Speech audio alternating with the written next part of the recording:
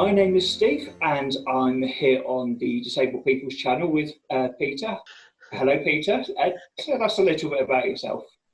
Hello Steve, I'm an identical twin born in Gravesend in Kent. Through scouting I met a friend who was in the police cadets. I felt maybe I'd be quite interested in being a police officer. Trouble is, when I got into it, the whole process involved a great deal of petty crime and stuff that I really wasn't interested in. It wasn't for me in the end, and I left and went to work for a drug company. I went there as a scientific officer. Having done that, I thought, well, I'd quite like to be a teacher. I went to Teachers Training College to do an honours degree, and I wasn't very well. And I think it was probably stretching me a bit too far, I don't know. Bipolar disorder is a mental disorder that's named by the psychiatrists and really has come from America. So what it is basically that people generally suffer with depression. I couldn't understand what was wrong with me, Steve, really. I just didn't really know in those days. It wasn't really talked about very much. I think all I knew is basically I was becoming less and less able to function, to cook, to eat, to do anything. Mine and a lot of people's belief is, I think, these days, that people get knocked out of kilter by traumatic events. That means that they behave in different ways, and that manifests itself in people in different ways. And so, of course, the first port of call is your GP, isn't it? And he said, well, you've got depression. Here's some tablets. Go take them and come back in 2 weeks, see how you are. That's an old story, yeah? Yeah, I think that's quite You've a heard common, that before. Yeah, that's definitely a common way they start. Yeah. A common What, form of treatment. Yeah, They call it drug therapy, don't they? Yeah. How did that go? It was hopeless. Didn't work at all. Went back several times until I said to the doctor, well, look, we've tried quite a few different things. None of it is working. I said, I still was bad, and if not worse than ever. Ah, he said, yeah. I said, well, what else is there? He said, well, there is hospital. Fine, I said, I'm quite willing to go to hospital if that's what it takes. Oh, what a trap I was set. I entered the mental health system, went to the hospital called the Lister Hospital in Cheshire, where I met my psychiatrist. And I was there a short while until eventually he diagnosed me with manic depression. Okay. I went out of the hospital and I went back into the hospital fairly rapidly under a section. Hence I live on my own in a small bungalow in Wales, in amongst the mountains, which is very, very nice, but it can get a bit lonely on your own. Where are you at now with it? Have they changed the diagnosis? The diagnosis has been changed a few times over the years. They go from bipolar to schizophrenic to bipolar, or should I say manic depression. Although I have to say these days, most people regard mental ill health as a thing in its own right. In the past, people were diagnosed by psychiatrists who had boxes to put people in. Basically, that's what psychiatrists do. They talk to you, interview you, whilst looking at the BNF to see which drug is most likely to help with the symptoms that are troubling you. Is the BNF a medical book that just shows all the different drugs? Yes, the BNF, you can actually get it online these days. Get online. They are the Bible on drugs. Okay. On prescription drugs. People think all psychiatrists interview you and give you, understand all these different things about you and treat you in that way. They don't. Today, it's called drug therapy. So you may get even a light box prescribed by a psychiatrist. The hospitals, they used to put people in straitjackets. These days, they use drugs. Yeah. We're talking here about clinical depression, they call it, which is a depression that is far deep-rooted than a simple depression which comes over people one day and they're okay the next. We're talking about serious, disabling depression that puts people in bed for months, that doesn't allow people to eat properly, that doesn't allow people to do anything. Yeah, really. Self-care really gets missed, doesn't it? Yeah, gets missed by the authorities as well, because the self-care gets so bad that you don't go out and you're not seen. Yeah. And if you're not seen, that's fine. They got other people to deal with. But you can be left to fester in bed. You were in hospital. What kind of time frame was that? Was it a short time, or was it for months or years? Okay, I've been sectioned 3 times in my life. The first was in Cheshire. I wasn't in hospital for a great length of time, but I had to keep going back in and out because they weren't happy with my behaviour, because I lived on a campus with both females and males. And in those days, that was difficult.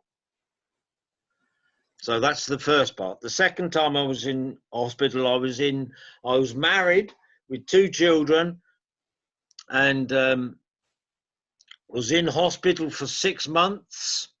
My wife was told to divorce me. What other crap do you want to know? That's a really big one, isn't it? Yeah. Obviously, kind of being told to get divorced sounds crazy to most of us now, but that's obviously affected kind of relationships there. But how does it affect your relationship with your children? I don't have a very good relationship with my children, though, unlike many people who are divorced. In fact, I feel most people who are divorced, I maintain a good relationship. My children love me. Of that, I'm fairly certain. At the moment, my kids think I'm ill. They I've engaged them in what's currently going on. My daughter's been with me to the psychiatrist. The nurse that I'm currently working with has spoken to her. That nurse has told her that she thinks I'm a bit high. The thing that I did was buy my son a computer. I said, look, I want you to use this to keep in touch. And what I wanted to do was, video conference with him. We didn't manage that.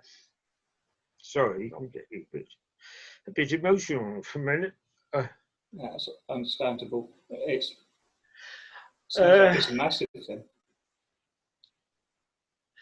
Yeah, I felt I was losing all my family. I'll just take a breath.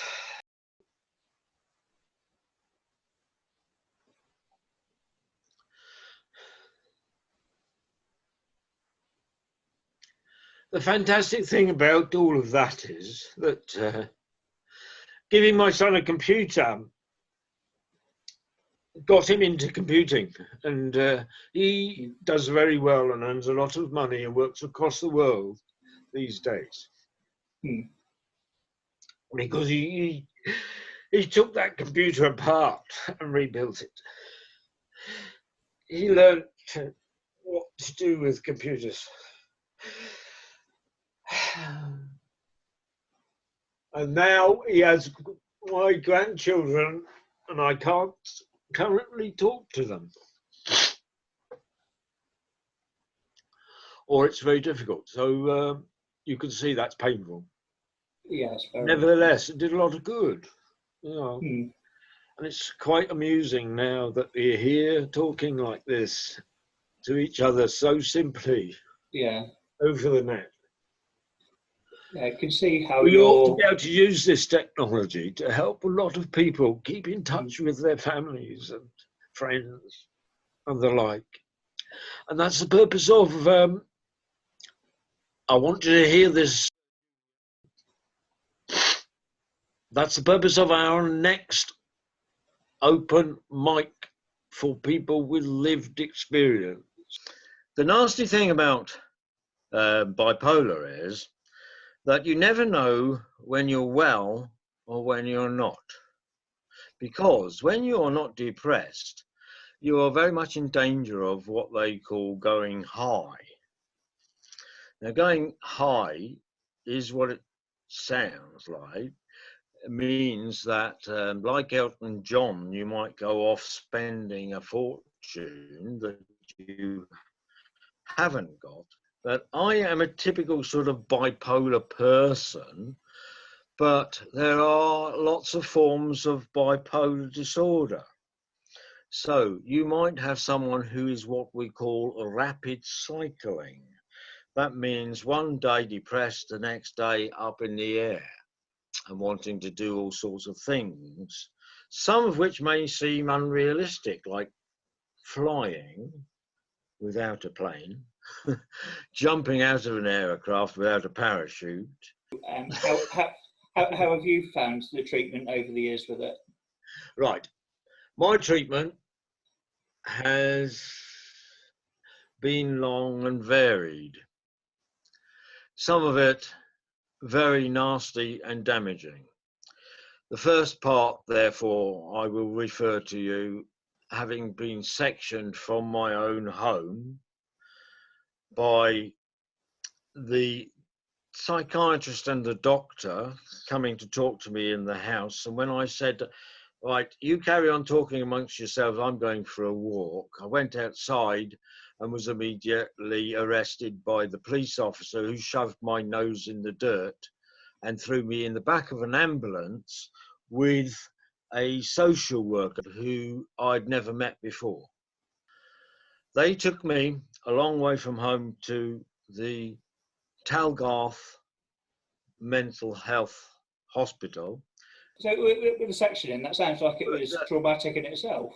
But basically, you are then drugged up and under their control, and you look like a zombie.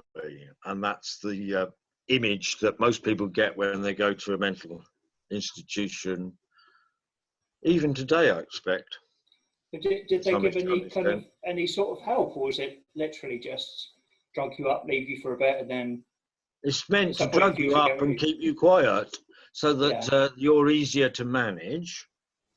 And having done that, you're kind of in a forced rest situation, and that it's hoped that you will feel a little better when you come out of it.